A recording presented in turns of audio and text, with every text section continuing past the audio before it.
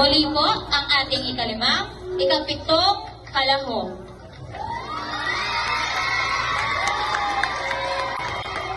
Si Gato sa Rizal, nooy nagwika. Siya ang nagpangaral sa ating bansa. Ang hindi magmahal sa sariling wika ay gipangamoy sa mabaho isda. Ako po ay naparito sapagkat aking nabalitaan na dito gaganapin ang dakilang balagtasan pagkat ako'y makatang naghahanap ng kalaban. Ang sino mang katunggali ay hindi ko aatrasan. Lahat diwang natasan, batang Jordan Calda. Sa patuntulang ito, siyang tumangasiwa. Ngunit teka nga, sandali nga. Bakit di ka nawawala ang makatang katunggalit kabanggaan mo sa diwa?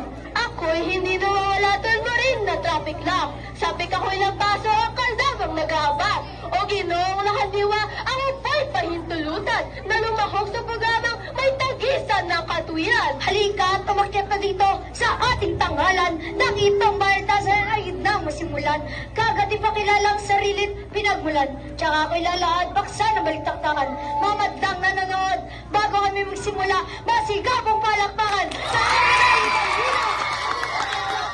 Pisipelang balagtasan at wirang ko'y para suntok. Bawat may tinakulog. Ang sino mang kalabo ko'y sa pansital matutulog. Radio Ugaw ang pangalan. Diyosa ng balagtasan. Sa talino kagandahan to ang aking kalaban. Hindi ako nananakot, hindi ako nagbabanta. Ang huling na kalaban ko, ano ngayon ay tulala. Kapaksapong nakalahan sa putulang pagtatalo.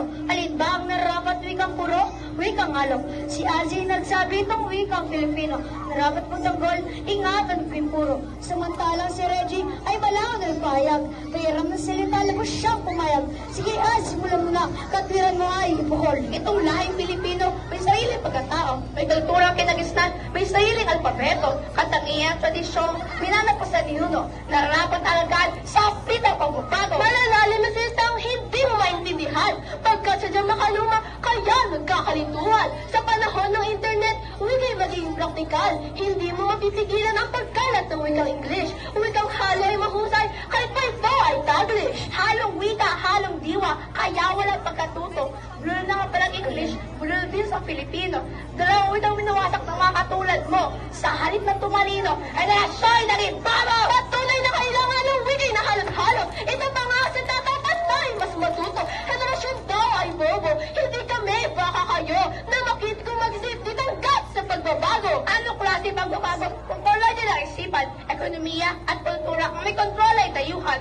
Kung salita ay hinirap, pwede namang matumbasan. Pag-impleto yung salita, panapas sa kinagisnan. Ikaw ba ay nababaliw technical terms ay babaguhin? Eh di lalong lahat ay kay hirap intindihin. Wala akong sinasabing technical terms ay babaguhin. Mukhang itong kalaban ko ang siyang lola at ulyanin. Sino kaya ang ulyanin? Sino kaya ang mas magaling? Kayo man lang nanonood, kayo na nga ang humusga. Di hamak sa maganda, kayo bakit Pilipina? Kumpara sa katulad mo, labanos na namumutla. Hindi ako namumutla, ang gamit ko ay glutin tayo. Kaya't kutis artista ang beauty ko sa ngayon. Ganda artificial, nareta itong agham.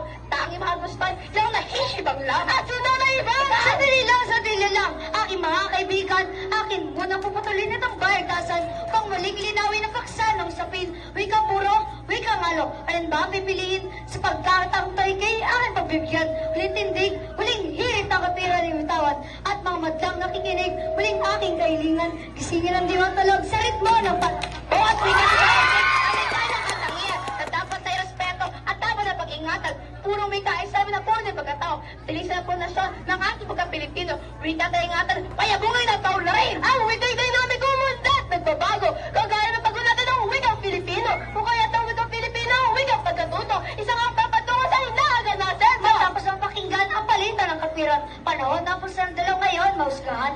Wikang puro, wikang ngalo. Alam ba mga katwiran? Totoo, wikang English ay sadyang ating kailangan. Ito ay wika universal na dapat pag-aralan. Malagas punglad ng lipunan at bayan. Ngunit kung merong wikang di dapat kalimutan, walang iba kundi itong wika natin kinagistan. Gitsalo ang wika ng kung sino ang dayuhan. Ang wikang Pilipino siyang dapat palagahan. Wikang puro, wikang alok. Alam ba mga katwiran? Palagay ko ay nasagot na ating itong katanungan. Kailangan namin ngayon, kami tatlo ay palakpakan.